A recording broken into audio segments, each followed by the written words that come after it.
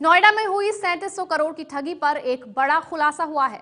7 लाख लोगों को लूटने की इस वारदात का पर्दाफाश नोटबंदी की वजह से हुआ है। अभी तक यूपी एसटीएफ के पास 250 से ज्यादा शिकायतें मिली हैं। इनमें कई शिकायतें विदेश से आई हैं।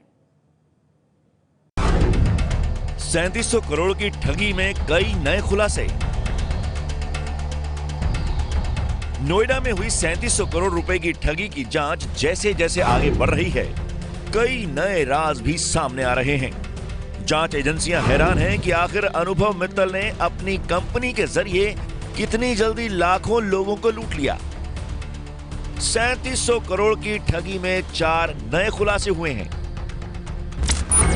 पहला खुलासा, नोटबंदी की वजह से इतनी बड़ी ठगी का खुलासा हुआ।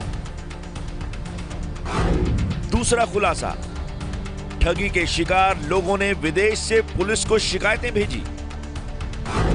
तीसरा खुलासा, बैंक खातों की जांच शुरू, बैंक कर्मियों पर भी जल्द कार्रवाई। चौथा खुलासा, इनकम टैक्स और प्रवर्तन निदेशालय सहित दूसरी एजेंसियों ने भी जांच शुरू की। नोटबंदी ने कैसे किया 3700 करोड़ की ठगी का खुलासा। सूत्रों से मिली जानकारी के मुताबिक नोटबंदी के ऐलान के बाद अनुभव मित्तल की ओर से बड़ी संख्या में कैश बैंकों में जमा कराया गया। हजारों करोड़ की रकम कैश में जमा होने पर एजेंसियों को शक हुआ। जांच शुरू हुई तो मित्तल की ठगी के इस रैकेट का भंडाफोड़ हुआ। यही नहीं, यूपी एसटीएफ को नाइजीरिया और मस्कट से भी लोगों ने ठगी की शिकायतें भेजी हैं।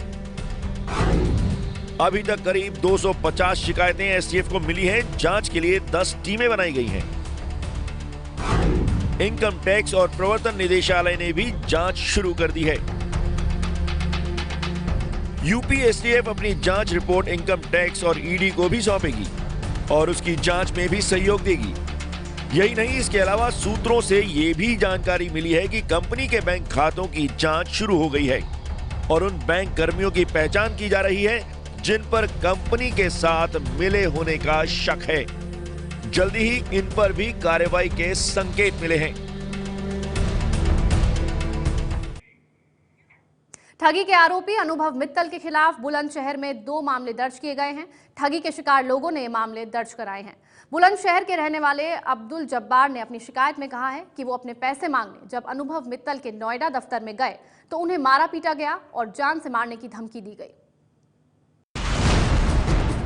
बुलंदशहर के स्याना में रहने वाले अब्दुल जब्बार ने कुछ पैसे कमाने की चाहत में 7 लाख लोगों से 3700 करोड़ रुपए लूटने वाले अनुभव मित्तल की कंपनी से जुड़े, लेकिन वादे के मुताबिक जब पैसे नहीं आए तो वो नोएडा में मौजूद अनुभव मित्तल के दफ्तर पहुंच गए।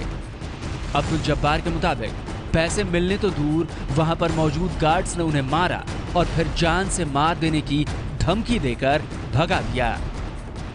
मेरा सोशल ट्रेड में लाखों रुपए गबन हो चुका है। जो भी मेरी जीवन भर की कमाई थी वो सब सोशल ट्रेड ने ले ली है और मैं जब भी उनके पास जाता था तो मुझे जान से मारने की धमकी देते थे क्योंकि उनके लोकल के लोग वहां उन्होंने रखे हुए थे सिक्योरिटी में। यही नहीं, अपने जानने वाले कई दूसरे लोगों को भी उन्होंने इस नेटवर्क से जोड़ा था। अब लोग अपने पैसों के लिए उनके घर आ रहे हैं। नौबत मारपीट तक पहुंच गई है। अब मैं इस स्टेज पर आ गया हूँ सर। जिन लोगों का मुझ पे पैसा है वो मुझे रोज डेली आकर के मुझे जान से मारने की धमकी दे रहे हैं, रोज मेरे यहाँ झगड़ा कर रहे हैं सर। मेरी रोज बेइज्जती हो रही है। अब्दुल ने अब सयाना कोतवाली में अनुभव मित्तल के खिलाफ ठगी और उसके गार्डों पर जान से मारने की धमकी देने की रिपोर्ट दर्ज कराई है। गाजियाबाद में जिसके द्वारा फ्रॉड किया गया है काफ़ी बड़े पैमाने पर, जिसमें 2 लोग हमारे यहाँ के भी हैं विरुद्ध इस तरह का हादसा हुआ है, यानी फ्रॉड हुआ है।